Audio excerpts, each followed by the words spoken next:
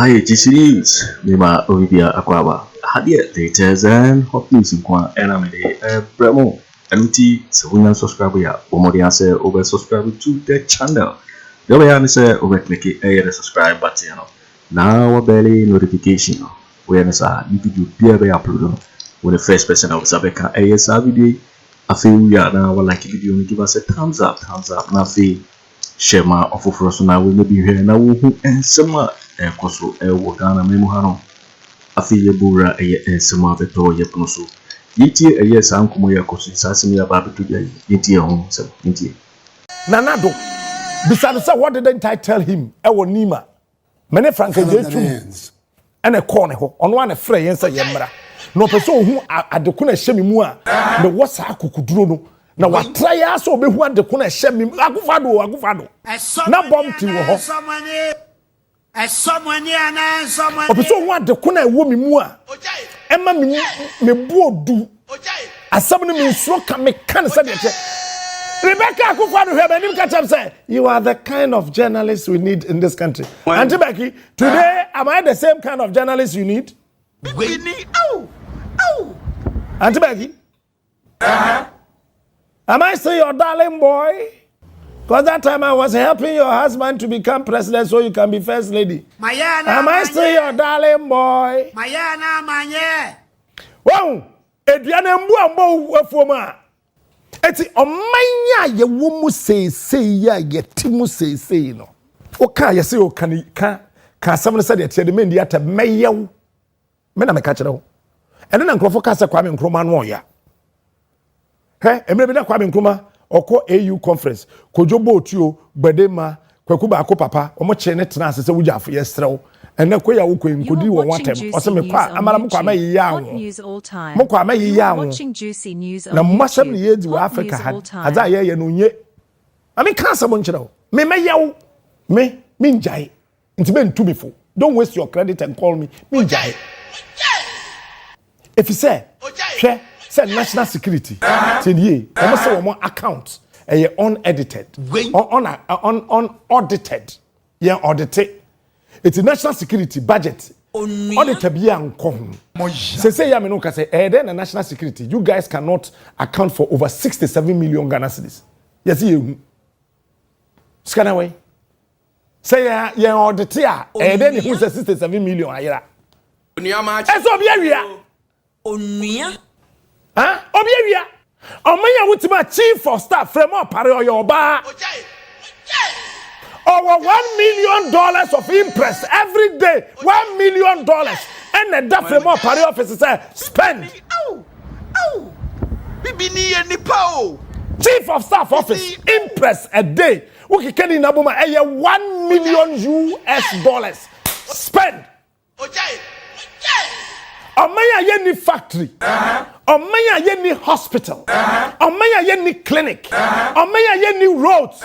Chief of staff office. Our question this $1 million a day in interest no spend.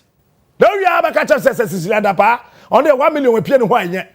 No ba or your Sisi, compare 10 million to them more. But we will come after you guys. It will shock you. Chief of staff office in Kwano, $30 million a month. Yeah, and maybe chief of staff will be to Kweku Kumase. When you say chief of staff, no Kwe ye Kumase. Or Friday. Saturday so Sena impress no every day until Saturday Sunday come. Now what me atam sika to come from Nkran. And the chief of staff Kumase. Dan come on kwa for Saturday ni Sunday dey nkan Peter. Saturday dey na koy. Omo san omo chi bae. Cars ni na san na chi bae. Esan be fa Sunday dey, ese twa another kwan shi petrol. Esan the car no koy. Na ba kokonya accident. Bibini au. Ye kan no kwasa mo kyerem a, mo se Captain Smart di atam, na Captain Smart mu ade, na Captain Smart no ya meyew. Mimi njayo. So when man, me di president ne, esa be ye wa meyew.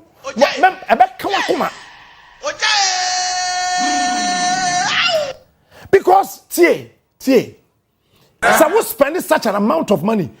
President aswe we mudi 3 billion You are watching Juicy News on YouTube. 3 billion Ghana cedis a year. If 2019 ever, 4.5 billion, 4.5 billion, 4.5 every year. Budget a presidency no. Enti hwedie, I mean chawade sika akọ Akufo Addo. Presidency ni president office wo pewu. First ebia no supplementary budget nka ho. Nana Addo be di president kane. 2017 7th January. Budget Womoko kind State of the Nation's address in Yama in Ariye no. Secrét core office of the president. 3.1 billion. 1, 2, 3, 4, 5, 6, 7, 8. Sika. Eti. What the yen rounding it up? 2017, 18, 19, 20. 3 billion. 12 billion. Billion ubo 12 and now the zeros makuma 9. At the account 1, 2, 3, 4, 5, 6, 7, 8, 9, and a 12 billion. Sika gan the Chakoma Akufo Addo say ontena Jubilee House no undi. Sika mpe dede. Then first said 2020 that dollar no cry saying 2020 that dollar no ye saying cry. Has it 6 or 7? I menkai but what the 4 times for 12 billion divided. You say 7 divided by 7. But your phone divide 12 billion by 7. 2020 that dollar do 7 cities. But I matum said the yes can be from no one show. From 2017 basic 2020 Sika Ghana bank try di ye Jubilee House $2 billion. Every year, near the 3 billion Ghana cedis and an echo 3 billion 2017, 3 billion 2018, 3 billion 2019, 3 billion 2020. 3 times 4 saying 12. Divided 12 by 7. Sika said you call IMF kwaje ye more money. Now buying we yet to be blow $2 billion in 4 years. Now we are what IMF say we wouldn't was 3 billion. Money does not lie. Say ya me no ka say. Every year from 2020 ba every year 3.6 billion Ghana cedis and a year budget a call the office of the president. E ho ye che bro. Ye chale wote. Then ye ho Akufo Addo office wo on the Bawumia. Then kwa no mo ye office of the president 3.5 billion. Ye 3 5 1 2 3 4 5 6 7 8. Any 3.5 billion times 4.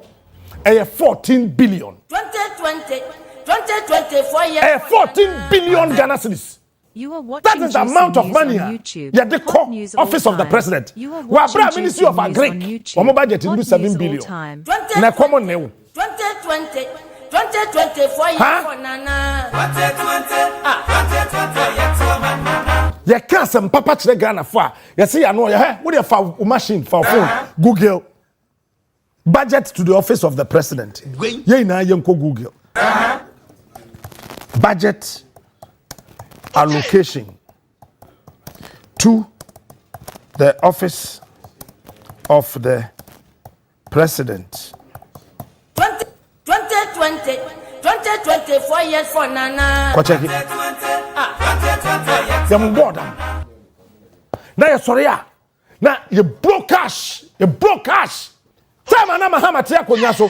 You say Mahamadu 700 million Ghana. 2013 Mahamadu budget or medical office of the president. Now you do 600 million Ghana. Adi amede ye Mahamadu. Me do nyame. Ono a boarding sem mame. Akufo Addo blow over 1 billion Ghana cedis every year. 80 share. Mame fa 1 billion Ghana enye calculation de ma. 1 no abo zeros makuma 9. 1 2 3 4 5 6 7 8 9. Divided by 12. Every month biano Nana Addo office we mudi 83 million. No scan way. 83.3 million Ghana cedis every month office of the president. 83. 83. but another 3 come. 1, 2, 3, 4, 5. 83.3 million Ghana cedis divided by 30 every day. Our office of the president, Nana Addo Dankwa Akufo Addo office. Omudi 2.7 million Ghana cedis every day. 27 billion and omudi every day. King of morning shows. We December 2024. We Ghana mo budget na mo Ken Ofori Atta so hwan no kan ye no. Sa akwa no. This year Sika akọ office of the president omadi awia. Omo sanso akọ parliament akọ bi sika foforo no. 2.74 billion Ghana cedis. Budgetary estimate for the office of government machinery for the year ending. The office of government machinery no yankwasi abrofo. Office of the president. E wona eko Akufo Addo office. The king of morning shows. Enko bebia. Eti hwade o. For phone, bo figure na that TV no 2 0 7 4 8 8 sorry 8 2 7 say 1 6 4 but for phone for calculator yenye calculation sika Akufo Addo di won in office ho no na ye be calculation Hot news all time. 2 0 7 4 8 2 7 1 6 4. This money 2024 sa sika we ye de ma Akufo Addo sika obedi to 31st December 2024 no sika omudi no ye ka sam chema madwen yon say kasa na ye pene ye muade me buade pa divide sa sika we by 12 chesa bosumi bia no bosumi ba akupe o Akufo Addo office ho womudi 172.9 million Ghana cedis every month. 172.9 billion cedis no mudi no bosumi bia wo office of the president. Sika omudi ni. Ye ko school no atwumu ka kire yen say eduru 9 di obetumi around na app ba na ye 1 mwa. Into 173 million Ghana cedis a day every no we 1 month. Every month. 173 1 2 3 4 5 6 divided by 30. Say ya me no ka say this year every day that could be ano Nana Addo office odi 5 million Ghana cedis. Captain Smart, the king of morning shows. Yay. Office of the president. Presidency every day womudi 5 million Ghana cedis. Captain Smart, the king of morning shows. Listen to the king of morning shows. Sikano enye 20748276164 divided by 12. And away 172,902,263.66666. Ebeden e yenko hell 666 na Akufo Addo akofa ba. The king. 666 na mo pede na Akufo Addo akofa be sam ho no. Oh, Nana Addo on there 666 no kwa 3. Nana Addo ama 6. Ghana for be kwaburu sam jemu ntamo. Are 666 3. Nana Addo wasama 3 so aka sama 7 atoso. Che se obe kwaburu sam jemu akwatena zongo. Asia. Ya Kenya sasam che Ghana for Musora Musi hey Captain Smart no ya. Ade we nyansa wom. How can you tell me that office of the president just 1 month? Asia just 1 month. Just 1 single month. Nana Addo office ye di 172 million. Bosumi biya. Divide Sasika no ubenya 5.7 million every day. Edu me mereda Nana Addo kwa yi a odi 5.7 million Ghana cedis. Kwesi ada how the way osiko di communion. Sa de di communion. Ha hwe video ni mam. Na yire Rebecca kura katada no.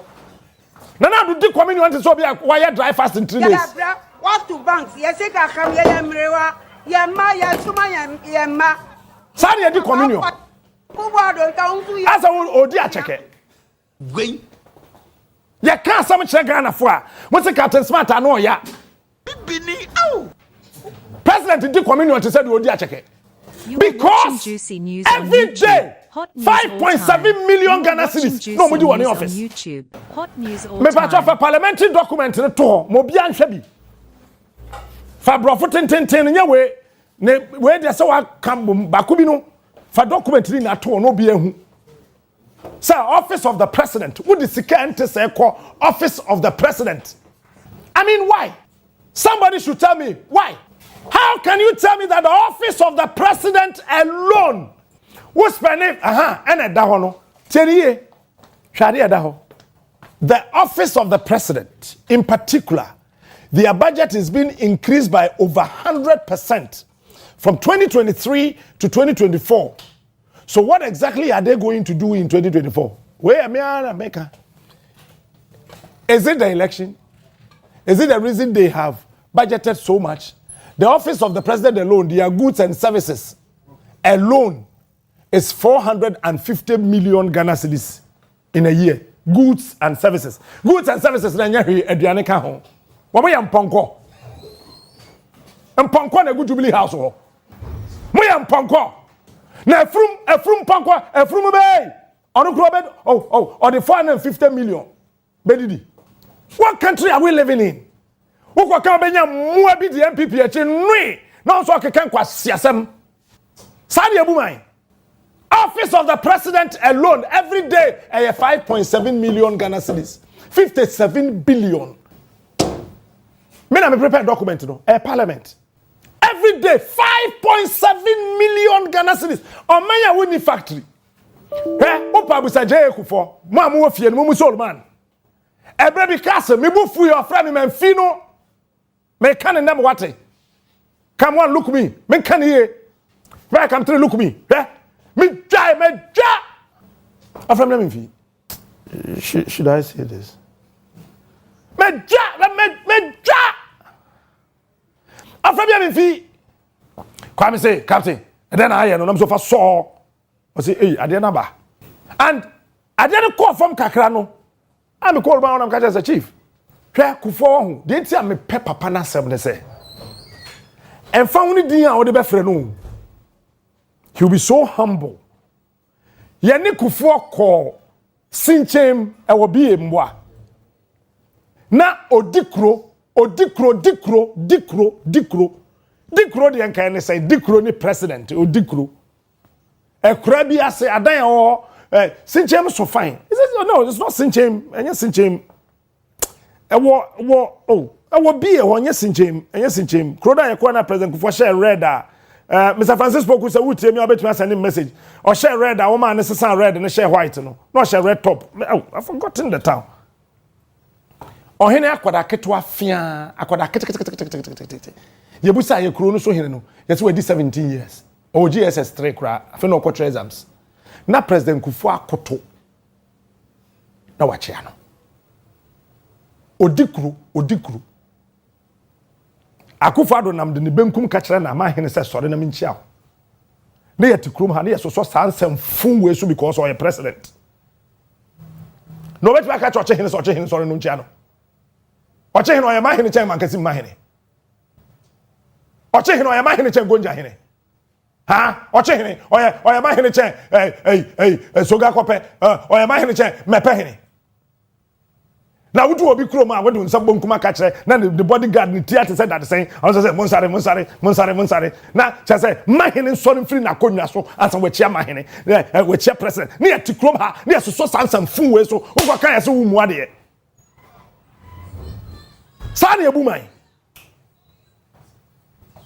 5.7 million Ghana cedis o temiye 5.7 million Ghana cedis eti yam money times 7 na what you be sika Akufo Addo di won in office o sa sika we 5.7 million 6 na da so no kura mempe sa 600,000 Ghana na shechire ho no mempe 5,700,000 times 7 na what you be ya na do office umudi 39.9 million Ghana cedis every week.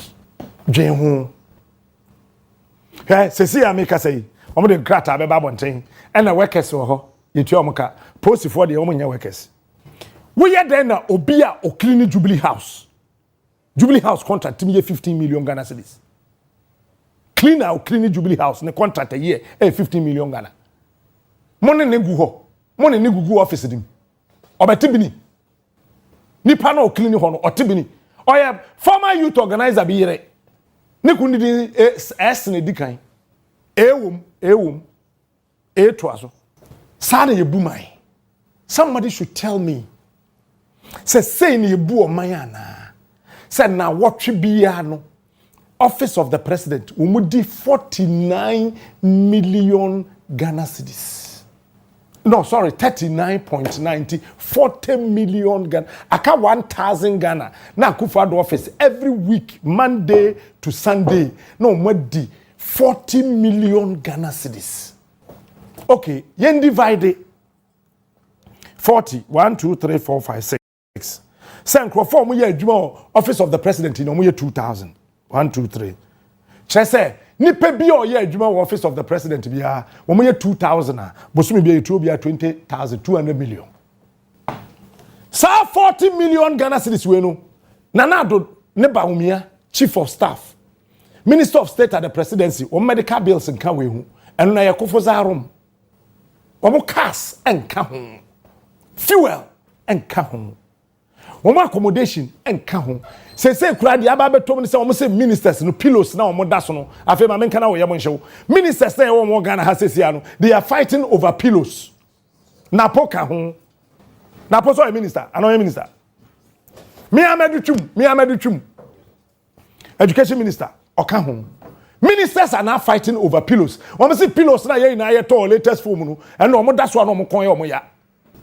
Eti ye dunu ho say ye kokra pillows. Abrega na ministers ye kokra pillow sumiye asantefo beka sumiye fanti beka sundi ye kokra pillows abre ministers na we na me yewa wo se ma no ya wo kokra pillow abre minister bedaso because ye pillows wo mo daso na mo kon ye me ya wo ye won ya but obi yare